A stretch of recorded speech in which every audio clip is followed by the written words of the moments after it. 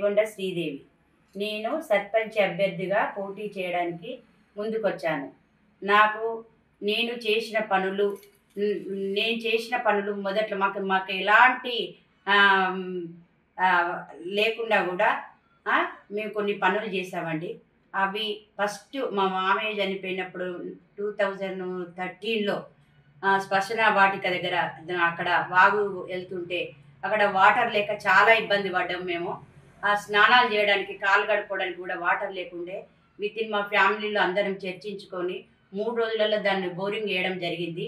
అదే మా మామయ్య కార్యక్రమాలు 10వ రోజు అన్నీ ఆ బోరింగ్ వద్దనే జరుపుకున్నాం మేము 10th లోపే చేసుకొని. అలాంటిది తర్వాత అందరికీ మంచి నీటి అది చాలా ఫిల్టర్ వాటర్ లాగా ఉన్నాయండి. ఒక రకంగా చెప్పాలంటే మా వాటర్ ఫిల్టరే ఆహ్, తగ్గిపోయింది అదేసిన తర్వాత. అయితే మేము ప్రజల కోసం ఏసాం కాబట్టి దాన్ని డైలీ తాగడానికి నీరు వాడారు. అదొకటి. మేము 15 ఇయర్స్ నుండి స్కూల్ డే ప్రోగ్రామ్స్ జరపడం జరుగుతుందండి. జ మేము చేసింది చిన్నదే కావచ్చండి. మొదట్లో చిన్న విత్తనం పెట్టి స్టార్ట్ చేశాం. కానీ ఇప్పుడు దాని డొనేషన్స్ దాదాపు ఒక 15 లాక్స్ వరకు డొనేషన్స్ వచ్చినాయి మా ద్వారా. అంటే మేము చేసిన పనిని ఇంప్రెషన్ చేసుకొని ఇవ్వడం జరిగింది. అలా మన స్కూల్ ఎంతో డెవలప్ అయిందండి. అందులో అబ్దుల్ కలాం విగ్రహం పెట్టించాము. చిన్నబడి స్కూల్‌కు ఫస్ట్ సార్ మీరేమైనా పెద్దబడికే చేస్తారా? మా పిల్లలకు కూడా ఇయ్యండి అని మల్లారెడ్డి సార్ అడగడం జరిగితే వారి కోరిక మేరకు ఫస్ట్ బ్యాండ్ కొనియడం జరిగింది. మళ్ళీ తర్వాత వాళ్ళకు కూడా స్కూల్ డే పెట్టడం జరిగింది. ఇప్పుడు రీసెంట్‌గా మన అది సరస్వతి విగ్రహానికి శంకుస్థాపన చేశామండి. అది ఆల్రెడీ కన్‌స్ట్రక్షన్ అవుతుంది. త్వరలో దాని ఓపెనింగ్ కూడా జరుగుతుంది. ఎందుకంటే హెడ్ మాస్టర్ సార్ రిటైర్మెంట్ ఉందండి. ఆలోపు జరగాలని సారు మమ్మల్ని కోరిక అడిగారు. ఆ సార్ రిటైర్మెంట్ లోపు మేము చేయాలని చాలా కృషి చేస్తున్నామండి. ఇంకా హ్మ్, ఏదైనా స్కూలు, బడి ఇవన్నీ మేమేమైనా బడి, గుడి చాలా ముఖ్యంగా చూస్తామండి.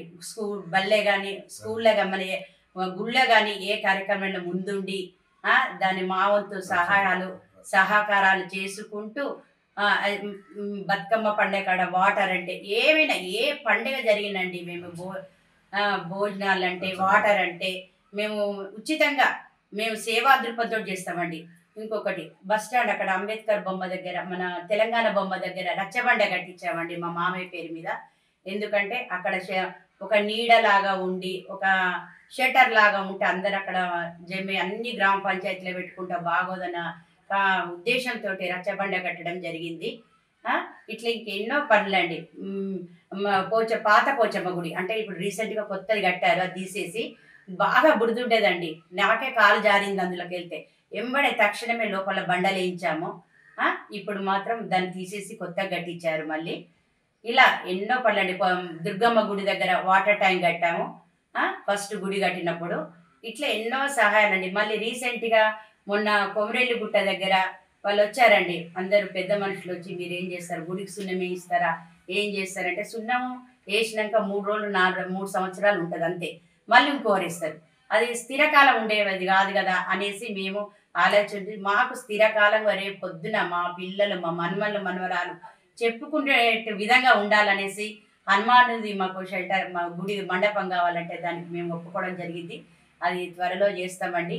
ఇవన్నీ మేము ఎలాంటి మాకు ఆహ్, అవ ఎలాంటి మాకు స్వచ్ఛందంగా చేసిన పనులండి ఇవి. ఎలాంటి మాకు రాజకీయం గాని ఏం చేసినయి కాదు. ఇవన్నీ మేము సొంతంగా మా సొంత డబ్బులు పెట్టుకొని చేసిన వ్యక్తులమండి మేము. ప్రజలకు సేవ చేయడానికే మాకు చాలా ఇష్టం. మా హస్బెండ్‌కి గాని, నాకు గాని మా ఆశయమే అదే అండి. మా పిల్లలు సెటిల్డ్ అండి. మాకు ఎలాంటిది లేదు బాధలు. సేవ చేద్దామన్న ఉద్దేశంతోటున్నాం. మళ్ళీ అందులో ఇప్పుడు మేము ఇవన్నీ గెలవకుండా మేము ఎలాంటి మాకు అధికారాలు లేకుండా చేసిన పనులండి. అధికారంగా వస్తే మాత్రం ఒకటి మా సార్‌కి మాత్రం ఈ చెక్ డ్యామ్‌ది వాటరు వేస్ట్‌గా చెరువులోకి పోతున్నాయండి. Check dam water.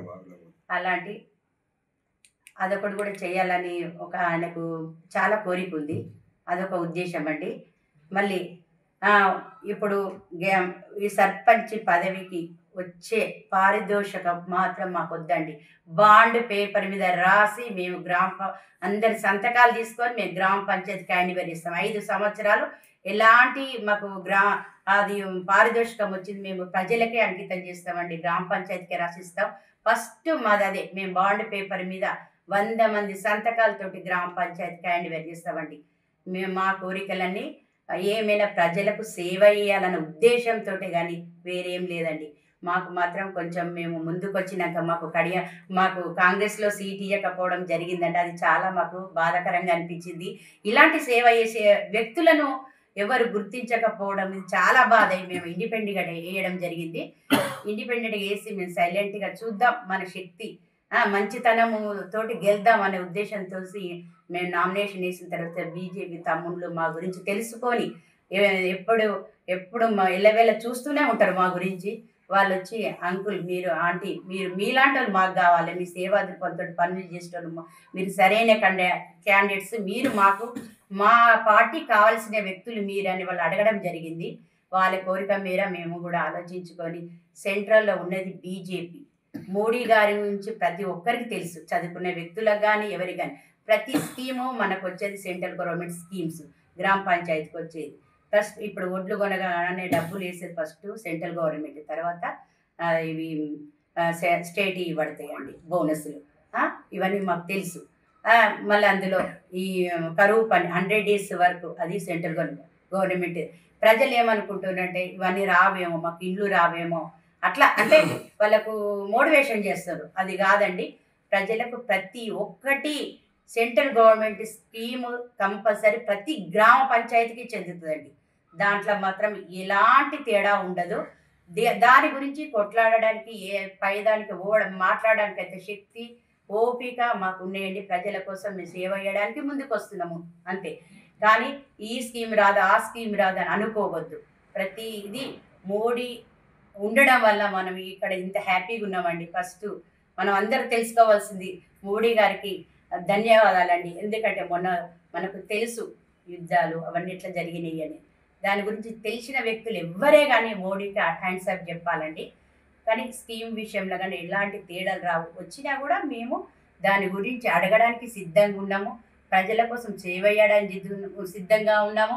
ప్రతిదీ స్కీమ్ మన ప్రజలకు చెందాలనే ఉద్దేశంతో ఉంటుంది తప్ప ఏ స్కీమ్ మేము పోడగొట్టామండి. వృద్ధులకు పింఛన్స్ మేము తిరుగుతున్నామండి. గత 2 రోజుల నుండి మేము ప్రజలలోకి వెళ్ళి తెలుసుకుంటాం. నిజంగా చూడాలంటే నేను ఎన్నడూ పోలేదండి. నేను మెయిన్ రోడ్డు కారు ఎక్కినంటే వరంగల్కు గుడికి బడికి అంతవరకే. చూస్తే కొందరు అడుగుతుండ్రు, మాకు పోల్స్ లేవు, మాకు ఇది లేదు అది లేదు అని చెప్తుండ్రు. వాళ్ళ బాధలు కూడా మేము మాకు అధికారంలో వస్తే వాటిని నెరవేర్చడానికి మేము సిద్ధంగా ఉన్నామండి. ఎందుకంటే వాళ్ళు అడిగినవి సభమైన కోరికలండి. ఏం కాని పనులైతే కాదు, మనతోటి కాని పనులైతే కాదు. మనం కాస్త ఇంట్రెస్ట్ తీసుకొని వాళ్ళకి న్యాయం జరిగేది చేద్దామనే ఉద్దేశంతో మేము ముందుకు వచ్చామండి. ఇదండి మాది ఆవేదన, బాధ. అందుకండి మా యొక్క ఆశయాలు చేసినవి చెప్పినాం, చెయ్యబోయేటి చెప్పినాము. అందుకని మీరు ఆలోచించి ఈ మన గ్రామానికి, ఎందుకంటే మన గ్రామంలో ఉన్న వ్యక్తులు మంచి వాళ్ళు. మన ఇంటి కొడుకు పెద్దోడైతే పెద్ద కొడుకు మంచోడైతే మన కుటుంబం మొత్తం మంచిగా ఉంటుంది. ఇంటి గ్రామ పంచాయతీ వ్యక్తి మంచిగా ఉంటుంది, మన గ్రామం చాలా బాగుంటుందండి. మీరు ఆలోచించి మీ అమూల్యమైన ఓటు ఎవరు సరి అయిన క్యాండిడేటు అని అలా ఆలోచించి మీరు వాళ్ళకు సరి అయిన న్యాయం జరగాలని నేను కోరుకుంటున్నాండి. మీ గ్రామాన్ని అభివృద్ధి చేయాలని మీకు బలంగా ఉందా? సర్పంచ్గా గెలిచి మీ సత్తా చూపించాలనుకుంటున్నారా? గెలిచాక ప్రజలకు ఏం చేస్తారో చెప్పాలనుకుంటున్నారా? అయితే ఇప్పుడు క్యూ న్యూస్ మీకు అవకాశం కల్పిస్తుంది. మీరు చేసిన సేవలు కూడా మా ఛానల్ ద్వారా ప్రజలకు చూపిస్తాం. మీ గెలుపుకు మేము తోడుగా ఉంటాం. క్యూ న్యూస్ లో ఇంటర్వ్యూ కోసం మీరు సంప్రదించాల్సిన ఫోన్ నెంబర్ 7288857759.